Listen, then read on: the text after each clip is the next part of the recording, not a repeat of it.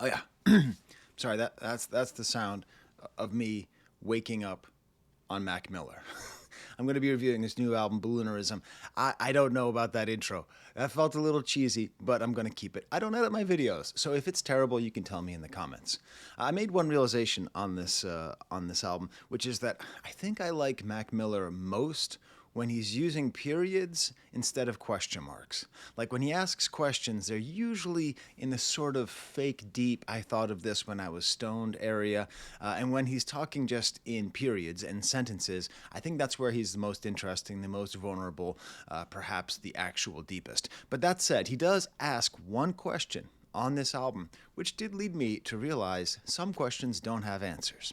Thank you for auditing the Always Positive New Music Review Show, hosted by a French professor who still is wondering if that joke at the beginning landed, but this is the point where I have to tell you, in case you don't know me, in case you don't know my whole shtick, this is the second Mac Miller album I've ever listened to.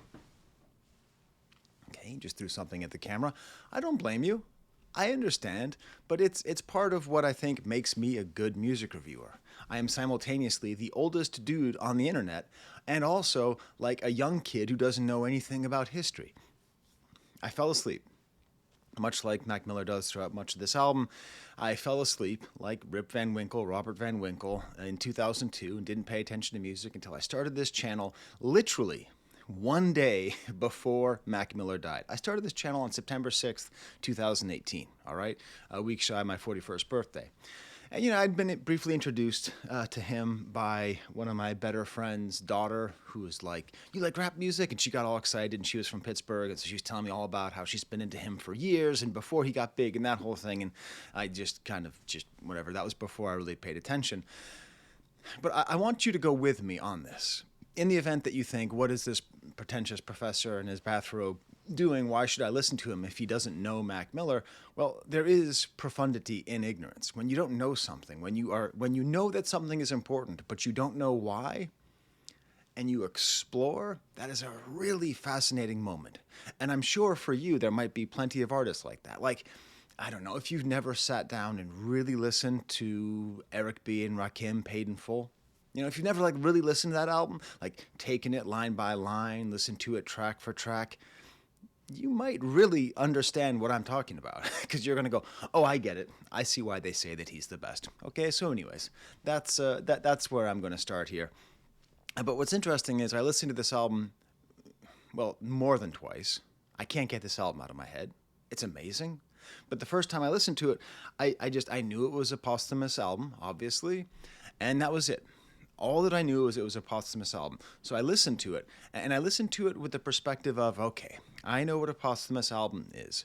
At their best, it's sort of a kind cash grab or useful cash grab where the estate finds a bunch of old stuff and maybe they finish it, maybe they don't, and they push it out and all the fans are waiting at the record company meeting on the hands of Dead Star.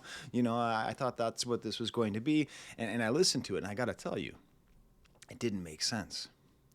For my first listen of my second Mac Miller album, I could tell this was not a cash grab. This was not a typical posthumous release. It didn't make sense. It was cohesive. It felt like an actual album. It had thematic consistency, stylistic consistency. It felt like a real goddamn album, not like a posthumous album. And then I allowed myself to do some research after that initial take. And how pleased was I to find out that this is not a posthumous album. Not really. It's a posthumous release. Those are two different things. Posthumous albums and posthumous releases. Jesus, I hate saying the word posthumous. Anyways, the Pasta Christmas album, you know, after death, right? It's just an album that was released. It was not an album that was made after his death. And that really, really shows. And I want to give a lot of respect to the Mac Miller estate for doing this the way that they did it. Because it just absolutely... I am not a Mac Miller superfan. I've still never heard Swimming or Go add AM, right? Like I haven't. But as somebody who has only heard Faces and did an analysis of that, I hear this album and I feel like, well, thank you for this gift. Thank you for this gift of this album from the same time period. So I really get it now. You know, I mean, I liked Faces, but these two together really make sense.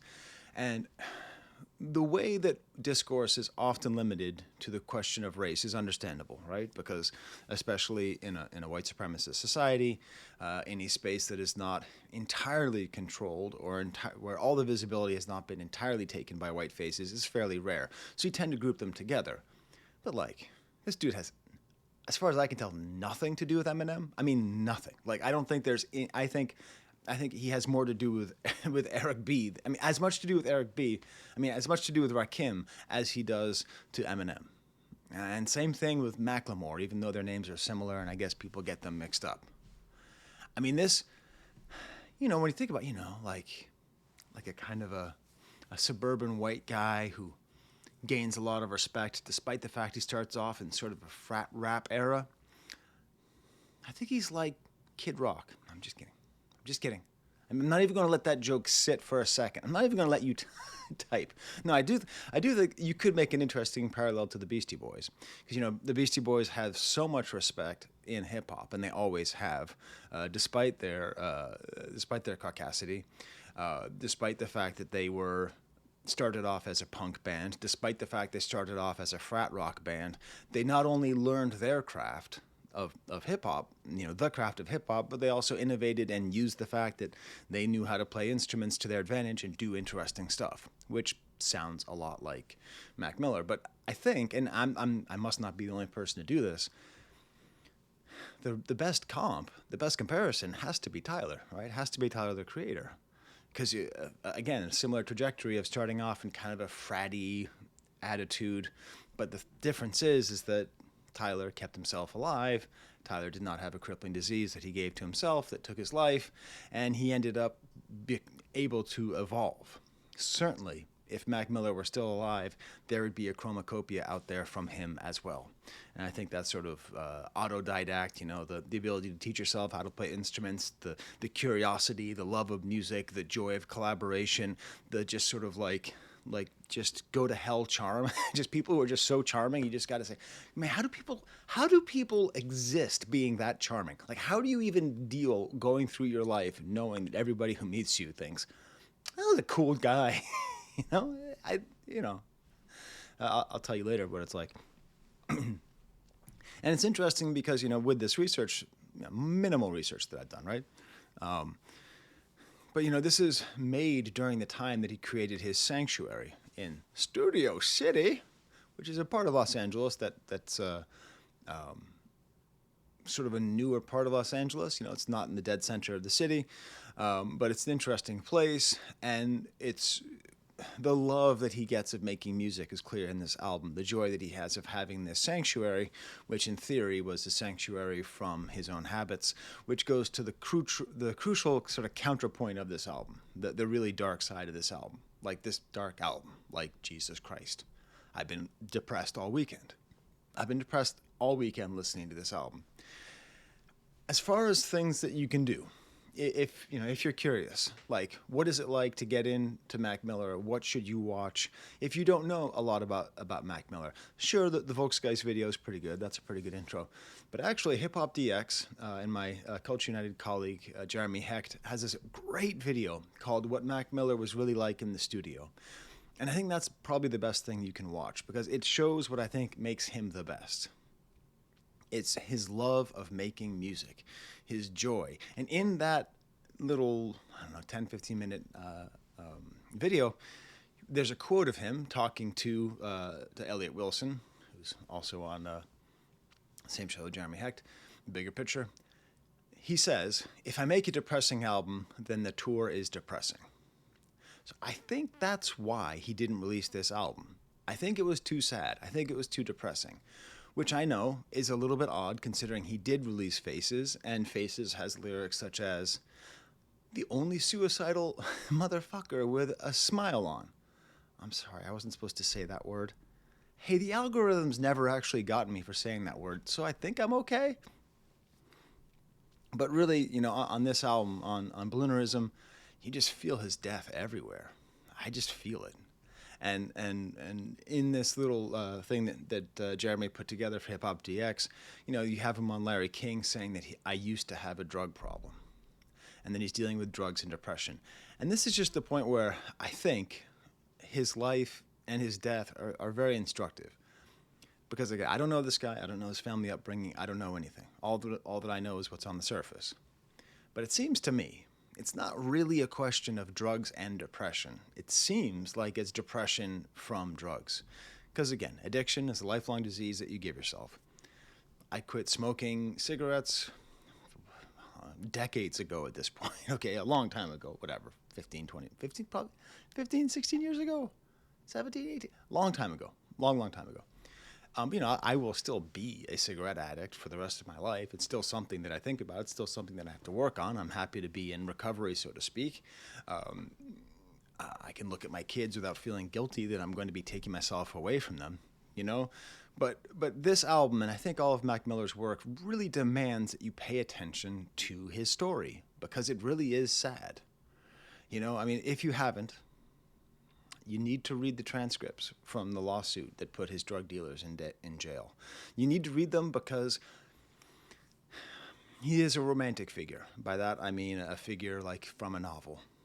He's this suburban kid from a good home who gets all the riches and fame he could ever want, but he's never quite happy except when he's making music, except that there's this whole other aspect. And when you read the texts between him and his drug dealers, you realize it's the depth of his addiction, the depth of his disease, that is what took him out. He died at 26 because of the disease of addiction.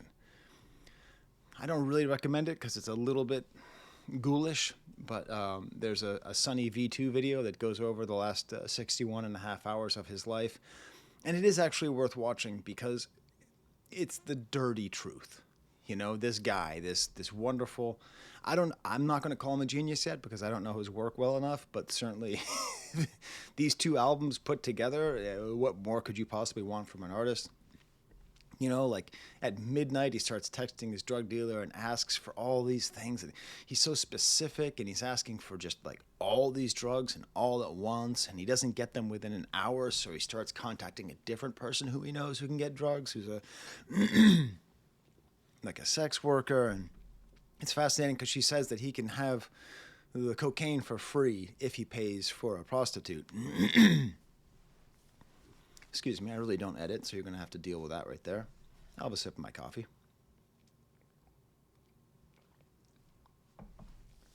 You can have the cocaine for free. I'll sell you the Percocets and the Vicodins and all that, and the oxycodone. But you need to buy a prostitute as well. And he says, okay, fine, send a picture of the pills. He doesn't even ask for a picture of the girl, which is what I assume one normally does when ordering a prostitute. And it's because of the depths of his addiction that he ends up with like this much drugs at the time of his death. He died with 40 pills in his pocket, but he was so desperate. And you can feel that. Like you can feel the desperation. You can feel the darkness. You can feel how much it's taken over him because he's there in the studio and he's itching, he's scratching, he's got ants under his body, whatever, under his skin, whatever it is, that feeling that he has. And then, of course, he ends up buying a bad pill. I'm going to pause so I can clear my throat because I can pause my recordings now, thanks to the Dr. and Mrs. of my new setup. Oh, wait, I didn't pause. Anyway, and of course, he was killed because of fentanyl, and it was all that. But, I mean, really, if in the 70s, if the 60s and 70s, if there was fentanyl at all around, I mean, we would not have the back half of so many artists' work, I think a lot about David Bowie. The reason that David Bowie went to Berlin to make the albums that would actually then go on to inspire Chromacopia, interestingly enough, was that he had moved to LA and he knew that LA was going to kill him because his whole life was like this. It was just like sitting around in a house, getting drunk, ordering drugs, having sex, just having everyone on the line. Anyways, so this whole kind of depressing story is right there in my head as I listen to this album. And it's sort of like I hear it in every single, the same way that I hear a shotgun in Kurt Cobain's mouth, or like when I watch John Belushi, I can sort of feel him choking on his own vomit at the Chateau Marmotте. Like, it's a weird thing where someone's death really can mark the way you listen to the work of their life. In that documentary, or in that little video, he called himself the Adam Sandler of hip-hop, but he might be better coined the Chris Farley of hip-hop. But my favorite quote about him obviously came from Kendrick Lamar, where he says, no matter what he was going through, he didn't make you feel sorry for him. He kept a smile on him.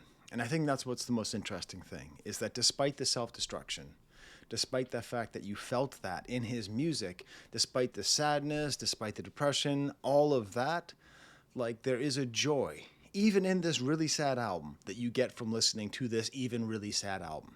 And that is in and of itself an artistic feat.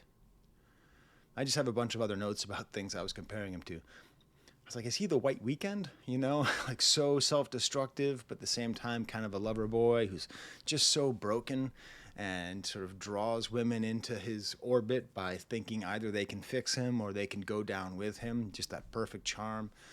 Is he kind of a whitish Tupac? No, he's not. But there is a lot of Tupac in him, with just that irresistible charm and just constantly talking about the death that would take him. You know, when you listen to Tupac, it's a pretty similar thing, because he constantly is talking about his enemies and is getting killed.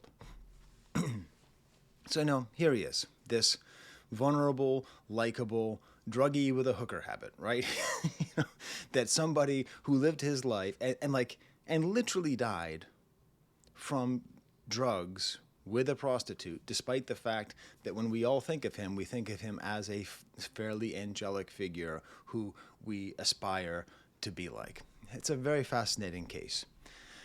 So let's get to this album. Let's get to Balloonerism.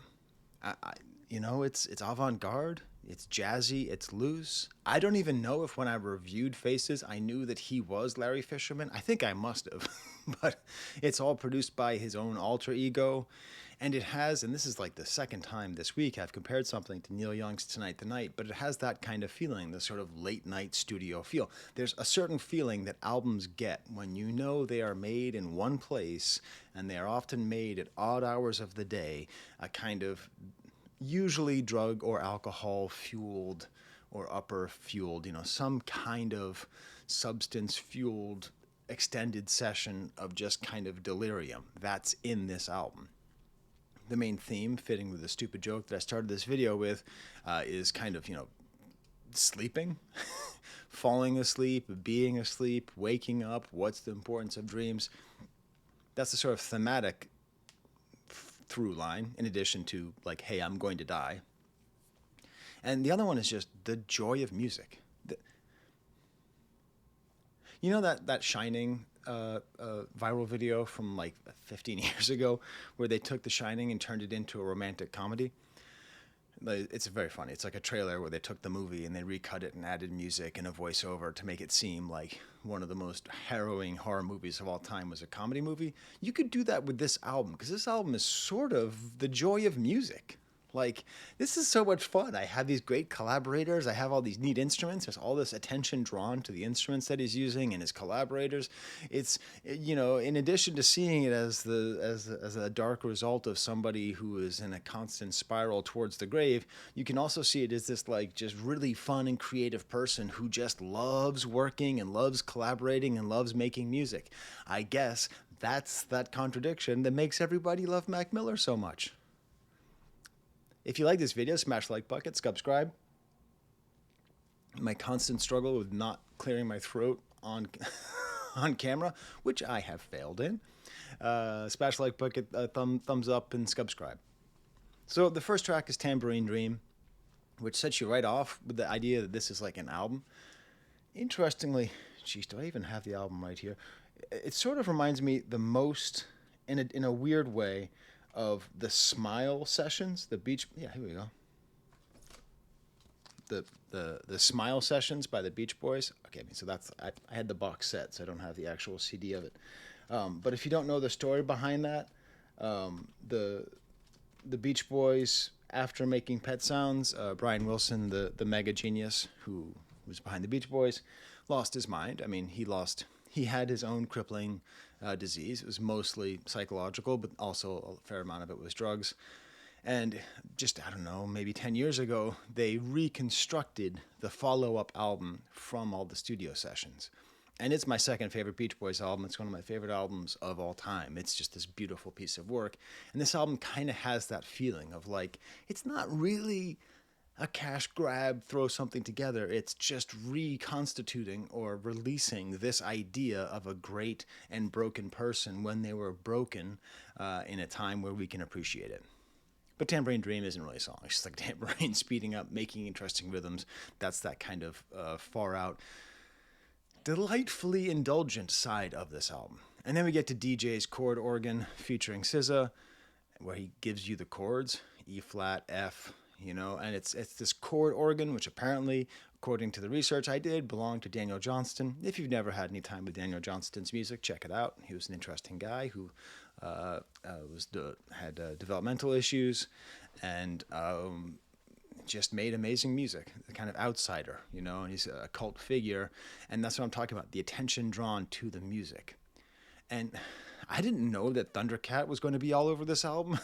This is basically this album could have been called Mac Miller and Thundercat, because Thundercat is so much all over here and his bass is everywhere. And you feel the discipline, the virtuosity of Thundercat really helps to, like a bass player should, ground everything in musicianship and musicality, so that even though it often kind of floats off into this kind of druggy, funky haze, if you have Thundercat laying down the bass, you are going to have a really sturdy foundation. You could, it's like if you're like building a sculpture or whatever, as long as you have it really sturdy on the base, you can get all funky at the top. And just, man, SZA. What a year SZA's having already, huh? Just this great, the chord organ and SZA, they have this jam, and it's just, cocaine is ruthless. I know the truth about it. Interesting. I wonder if that's a reference to the J.J. Cale song called Cocaine. She Don't Lie, She Don't Lie, She Don't Lie. It was then covered by Eric Clapton.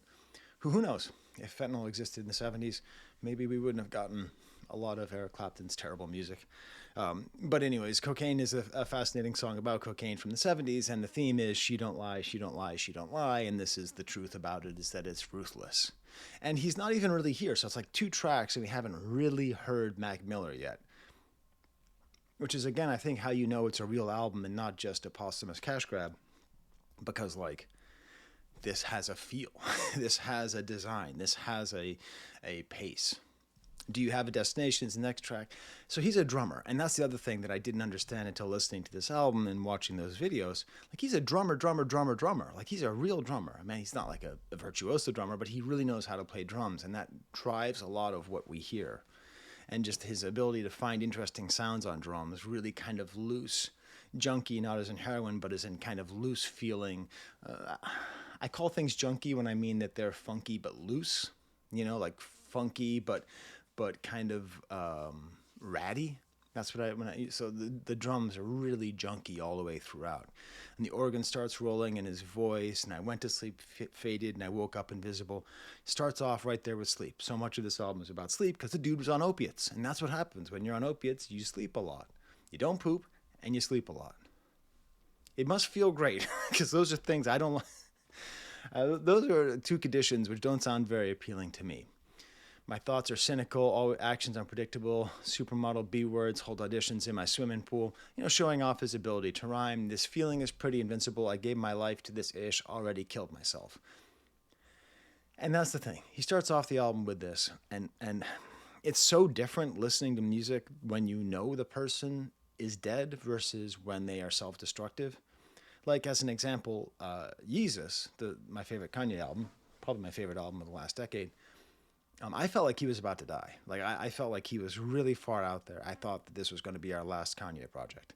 It wasn't, fortunately. But, like, that had this kind of dark feeling where I felt really scared for this self-destructive person. But, it didn't happen.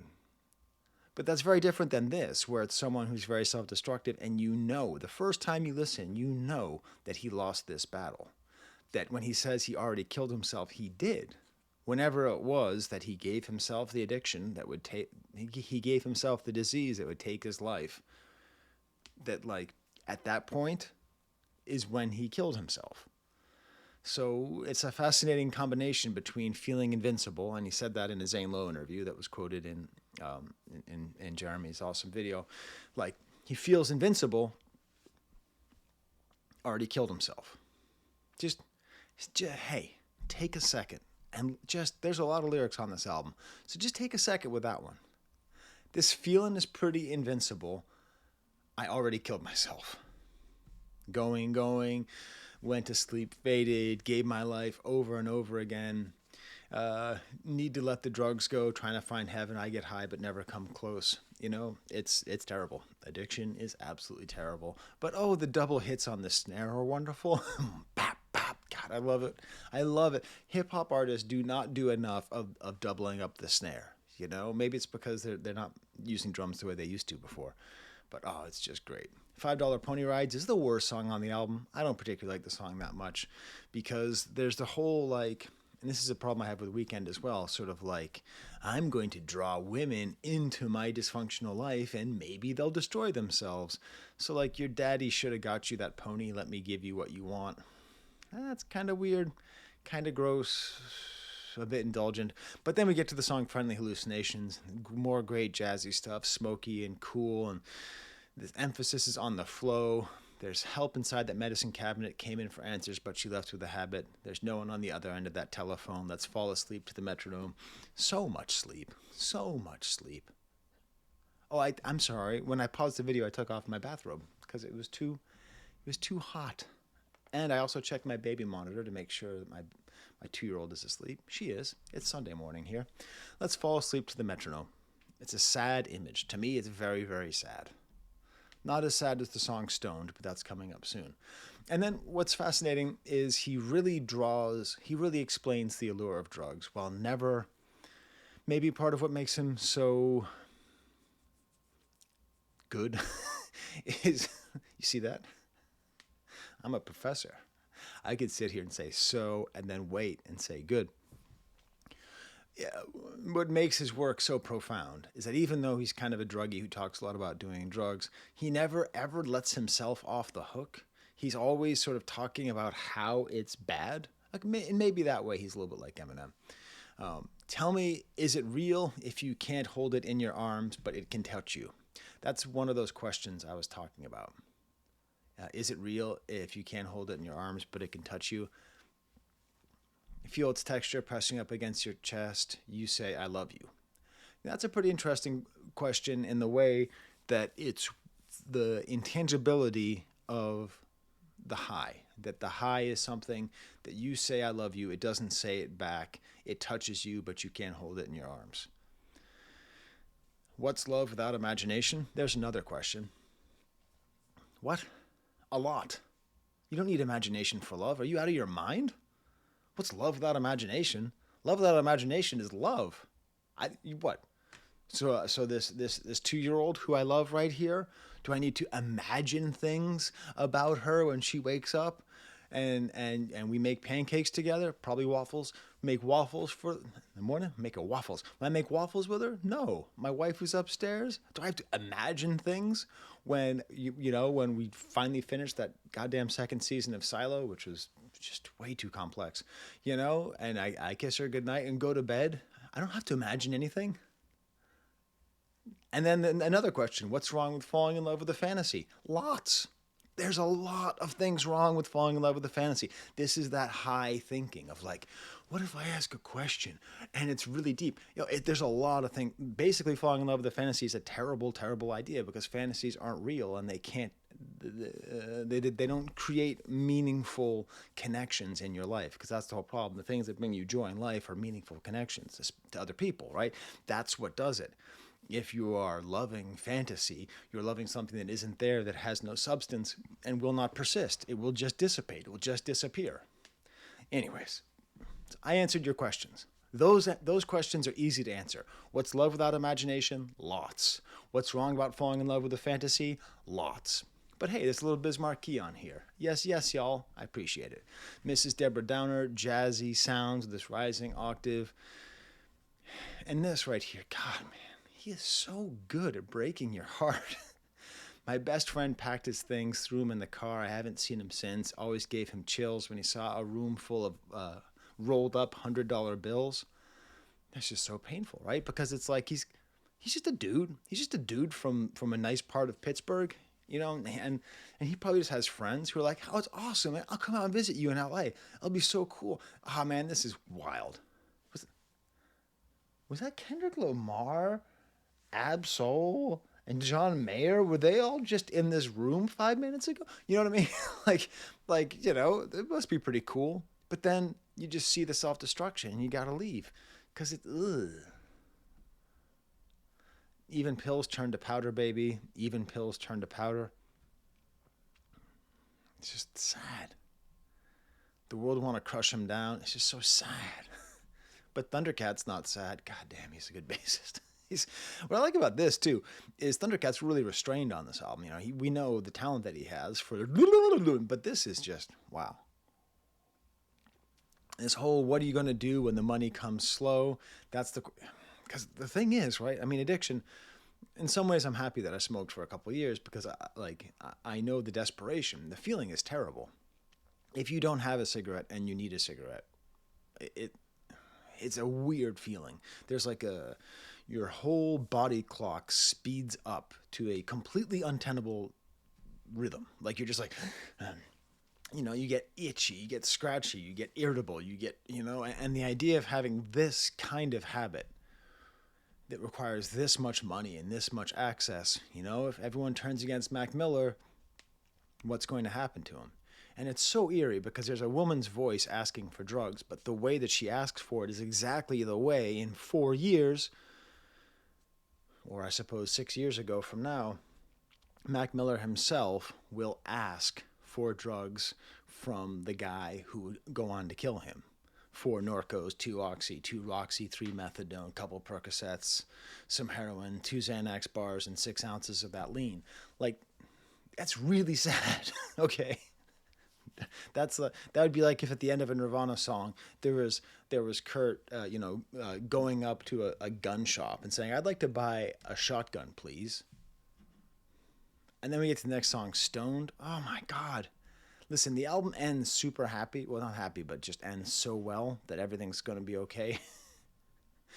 But oh my God. She breaks down the pain. She rolls up the weed. She's far from a saint. She's all that I need. She's lost nothing. It's this whole story about this woman who's dangerous. And again, he's romanticizing self-destruction, but with a hook. With a hook. Let's get stoned. God, I don't get stoned. I don't do drugs. I don't like drugs. Nicotine, caffeine, and a little bit of alcohol is all I've ever had my entire goddamn life. But this song makes me walk around the house. Let's get stoned. No. Just put that down. Okay, your baby sister's not a toy. Just okay, put that down. Let's play with your Sesame Street friends. Okay. All right. Hi Elmo. Let's get stoned. Oh num. Okay. By the way, I love Cookie Monster, but he might have been communicating some bad habit forming behaviors. But this whole woman who he's romanticizing, I wish she could feel me. She never felt nothing. Knock on the door. She let me in. Let me get stoned. This is like a desperately sad portrait. This is like there was these movies in the 80s. What did I do? Swallow a frog this morning? I apologize, y'all. There's a series of movies in the 80s about addiction. Sid and Nancy, Midnight Cowboy. This really reminds me a lot of that kind of Midnight Cowboy feel. These really just put on a record and one more song. It just feels like home. This really feels like what it is to be an addict. And then we get Shangri-La with the shaky drink sounds. There's a percussion to drug abuse. And I think Lil Wayne was the one who figured it out by always using the sound of the lighter. And that's all over this album, the sound that ice makes in a drink when you're drinking lean. Even Poetry's Fly South to the Winter. He's talking about Shangri-La, which is Rick Rubin's recording studio. Another parallel with Beastie Boys. And it's a sort of reminder that these addictions are so miserable because you can try to find things to replace them. Like he would with Ariana Grande, presumably if the narrative is true, that his head over heelsness helped him to not be in the throes of addiction at that exact point, or hanging around Rick Rubin and meditating and all of that. Why do you whine like your last name was Rothschild? Because there's a lot of great wine from the Rothschild family. My grandfather was personal friends with the Rothschilds because he fought in World War II, and he saved some of their paintings from the Nazis. Because, the Nazis loved stealing art, especially from Jewish families, and he helped to return them. Isn't that cool? Just how super is a supermodel? Good question. And then the line, I wish my drug dealer took Amex. The credit card. It's just too sad. It's just too sad because because there's the romanticism of drugs, which is just their names and their the nicknames and the feeling and the high, and then there's just the nitty gritty reality of drugs. Especially when you read the transcript of the days he died, where he's talking about milligrams, like he's trying to figure out how many milligrams, like he's a freaking pharmacist, but just he's the only patient, and he's the because he knows exactly how many milligrams will turn the spiders off from underneath his eyeballs. You know what I'm saying? And he does a great job of showing the truth behind these addictions and behind this habit. And it's miserable. And then we get to funny papers, nice hard drums, jazzy piano, and great bass. And this is why I call this album A Day in the Death. So if you don't know, the album Sgt. Pepper's Lonely Hearts Club Band by the Beatles, it's their most overrated album. It's still a great album. I happen to think it's overrated. But what's not overrated is the last song, Day in the Life, which is the best Beatles song, okay? And if you don't know the song, it's just funny papers. I think this is very on purpose because the opening lyrics to the song Day in the Life by the Beatles is, I read the news today, oh boy, about a lucky man who made the grade. So it's a whole song about a famous douchebag who died in a car accident. That's the first verse. The song Funny Papers by Mac Miller is about reading a newspaper and finding a rich douchebag who died in a car accident. It's clearly a day in the life. So I called this video A Day in the Death because, as he established earlier in the song, he's already killed himself by adopting these addictions, by contracting these addictions, the disease of addiction. So every single point after that is not a day in his life. It's a day leading up towards his death, which is more clear in a posthumous release than it is in another release that was made when his death was not certain, when it was only possible or probable. I saw his picture in the funny papers. Right there. Didn't think anybody died on a Friday. And Mac Miller, of course, died on a Friday. That is, what we call everybody, a coincidence. It has no meaning at all that he said that no one dies on a Friday and he died on a Friday. I'm sorry. It's just a coincidence. It's a chilling coincidence, certainly. But it's a sad story. And then recently, I only meet peace when in deep sleep, been the same dream, world safe, smile on her face, waiting for the other side. Like, that's the whole thing.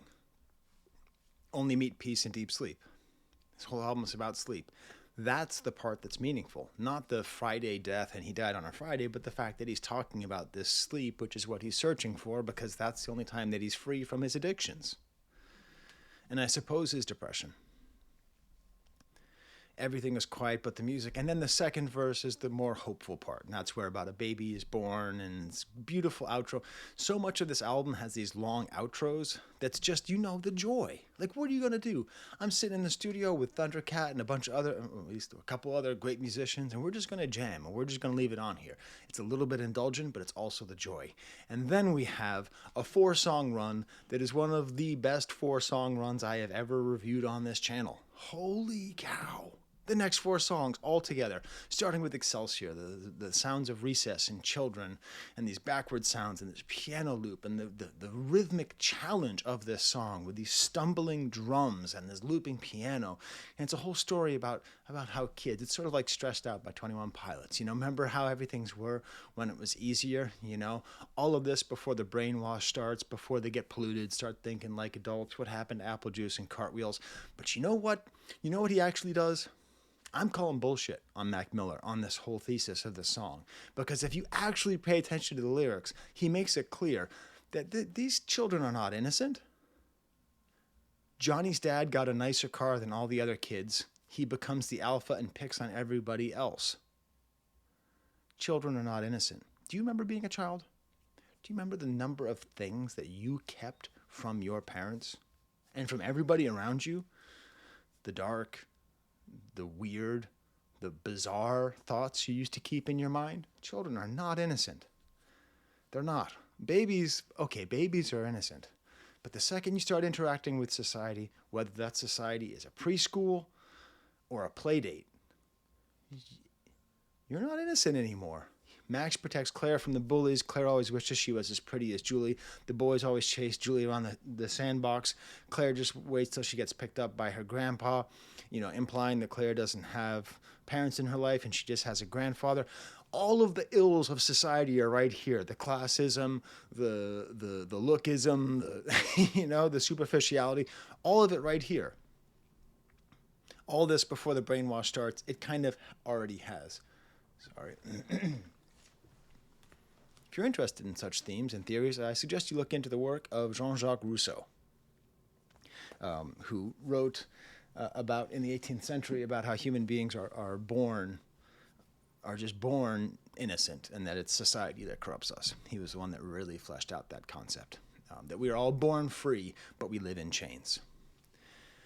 A very simple one verse song and talk about wanting to be a wizard. I do think there is a degree to which he does wish he could go back to the past because, again, he has these addictions, and the addictions are crippling and making his life miserable. Transformations featuring Delusional Thomas. I guess Delusional Thomas is his alter ego, but I gotta say, I think I like Delusional Thomas as a rapper more than Mac Miller. I love the bass sounds on here and his voice all pitched up. I'm a psychopathic thinker, hyperactive drinker. I blew up my shit with a thumb up like Henry Winkler. Hey, the Fonz. My bitch is like a king cover, put it in her sphincter. Your bitch is like a bad fart, all she do is linger. I should have been a singer. I should have been Kurt Schilling, would have had a sinker. Just like more fun rapping. Maybe he can hide behind the alteration to his voice and just allow himself to be more of just a simple rapper. He doesn't have to be constantly rapping about his own death or about his own problems. Although, I'm a baseball fan. I'm a Red Sox fan. No one should have been Kurt Schilling. You don't want to be Kurt Schilling. You don't want to be Kurt Schilling. You really don't want to be Kurt Schilling. Just, unless you want to have a really great collection of Nazi memorabilia, that's not a red flag. No, he's a history buff. Who's also a racist history buff who collects Nazi stuff. That's a natural thing to do. God damn, I hate Kurt Schilling. God damn, I love that he won that game. Saw the bloody sock in Cooperstown and cried, but I hate that man. Anyways, just all these lines are just great. I'm high. I'm getting high, smoking weed again. Lean for the low, and then beep for the medium. I wonder what that beep is. A couple of my homies were on CNN, just going on and on. I don't know, just like the joy of him. Like this feels the most like he's enjoying rapping and singing on here. The same way for the rest of the album, he's enjoying playing music. And then Mannequins with these harps and the bass growing. What a producer this guy is. God damn. We really lost out. If he could have figured out that battle with addiction, if he could have figured it out, because people can figure it out. It takes a while. It takes a lot of work. But he could have figured, and it takes age. It really does. That's what's so tragic about all these, especially rappers, dying young. There used to be the 27 Club. Man, that's a luxury at this point. I'll give you a list of rappers who died before the age of 27. Mac Miller, Juice WRLD, Notorious B.I.G., Tupac, Pop Smoke, XXXTentacion. Okay, basically all of them. Just so relatable bars, though, here. Well, my good days are exactly like the bad ones. My B words say I defy the laws of attraction. I always been terrified of ending up normal. Things we all search for end up finding us. God is like the school bell. He's going to tell you when your time's up. I hope God takes me on a perfect day. And then he asks the question that truly does not have an answer. You know, he said, what is love without fantasy? I have the answer for that. But why is heroism so close to heroin? Well, ladies and gentlemen, as you may or may not know, I keep a dictionary of etymology on my bookshelf, readily accessible at all times. Etymology is one of the most important things you can study if you want to be educated, I think, because etymology is about the root of words. And there is no answer to the question of the correlation between hero and heroine. Part of that is because the word hero itself has a complicated etymology. We aren't really sure why the word hero is the way that it is. There's a potential meaning that it means demigod, as in half god, half human, okay? But there's also a probability that's tied into the Proto-Indo-European root word of ser, S-E-R, which is like the same word as like conserve and preserve, which means to protect. So hero also means a protector. So it all kind of merges in together, which makes sense why we care for heroes, because they're either a demigod, or Demi Lovato. They're either a demigod or a protector, which makes sense when you think of, like, Zeus's wife was Hera, right? But then what does it have to do with heroin? Why is hero so close to heroin? I wish I had a clear answer for you. But heroin has a birthday, Like, opium doesn't. Opium's just a plant. Heroin was created in 1898 by the same people that make aspirin, Bayer Pharmaceuticals in Germany. And we don't know why. The popular etymology is that it is connected to the word hero. That the ing at the end is just like aspirin, okay? Just like a thing that people would put at the end of a word to indicate that it was some kind of pharmaceutical, and that hero because it made you feel so grand and so heroic when you took it. But that's not confirmed. Neither the etymology of hero nor the etymology of heroin are confirmed. So Mac Miller, you have asked a question to which there is no answer. Awesome. I really love the chorus here, too. I guess it's sung by someone named Dylan Reynolds. I don't know. It sounds like another fake name. I'm sure it's not. I apologize to whoever that is. But I love the way he sings here. We are what we believe in. That's true. That's pretty good. But what can we do? What can we do? I see the light at the end of the tunnel. Feels like I'm dying. I'm dead. Again, that's the thing that makes Mac Miller's this album interesting, is that he said that he already killed himself, and he said that he's already dead, and he is already dead. So this is sort of a quantum album. This is kind of a Schrodinger's album, right? Because when you listen to it, he's alive and he's dead at the same time. Like, he's dead in the fact that he's dead, and in the album he says that he's dead, and he never released the album while he was alive, but he obviously recorded it when he was alive. And then we get to Rick's piano. What a run of songs. He's just super high talking to his friend about the fact he's playing Rick Rubin's piano. But still, that's pretty cool. It's cool that he appreciates it. Going back to Daniel Johnston. Okay, so we really have like this great pole of like Daniel Johnston to Rick Rubin. It's awesome. And the best is yet to come. I like singing this one. Okay, Grover? The best is yet to come. Okay, this one I like singing. And what I love is that it's a simple thing. First of all, it's devastatingly sad because you know that he's dead and the best is over for him, right? So that's really sad. The optimism of the sentence, the best is yet to come. But the way that sometimes he sings it straight, the best is yet to come, and then sometimes he delivers it like a rapper, the best is yet to come. Like that he builds in the little like rhythmic pauses in there. What an amazing song. What an amazing artist he is to figure out how to just use this fairly banal and banal sentence, the best is yet to come, and turn it into a sad anthem. Like to make, it's like, it's simply the best. Like he could take that song and make you go like, what is this about? Then he asks another question. What does death feel like? It's another one of those deep questions. I don't like hearing him ask it because he would find out. And then we get to another Beatles reference from the Beatles' actual best album, Revolver. Okay? Revolver ends with the song Tomorrow Never Knows. Okay? Do you understand that there's a Beatles conversation happening on this album? Tomorrow Never Knows is one of the most druggy Beatles songs of all time. It's apparently directly inspired from an acid trip that John Lennon took, where he's quoting the Book of the Dead like Oppenheimer. Okay? Turn off your mind and float downstream. It is not dying. Really, very Mac Miller-y kind of stuff. Tomorrow Never Knows, and this is just an extension of it. Tomorrow Will Never Know. Super foggy and singing the whole time. Living and dying are one and the same. You wonder when God will just listen and give you a break, and he says, see, living and dying are one and the same. Do they dream just like we do? More stuff. Like, is he talking about the dead? Who is he asking about dreaming? And then we have the sound of children during recess, which, is very much tied in to the same feeling that we have of Excelsior, where he's thinking about childhood and youth and innocence. And I think for him, this sound is really just pre-addiction. I don't think it's pre-fame. I don't think it's pre-music. I think it's just this disease that is taking his life. Okay, we need to think of addiction as a disease like leukemia or cancer or something that is just taking you away, and he knows it's taking him away, and he knows he's going to lose. So the sounds of recess are these kind of happy ones, but they're really bittersweet. And at the same time, we hear, your call has been forwarded to the automatic voice message box of, who is he calling? Who is he calling? We know who he's calling. He's calling his dealer. That's who he calls.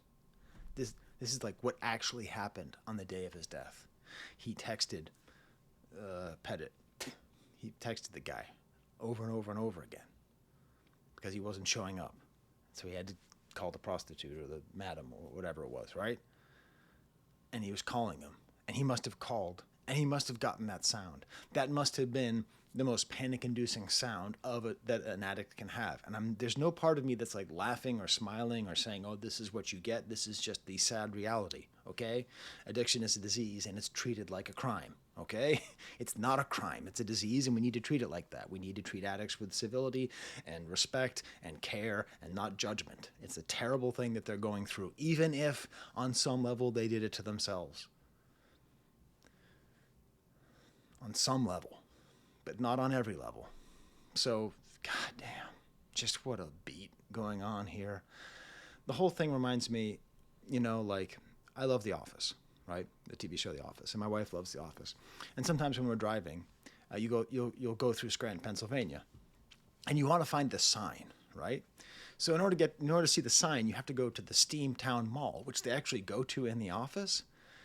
And it's weird because there's like not much stuff there that's very office-y.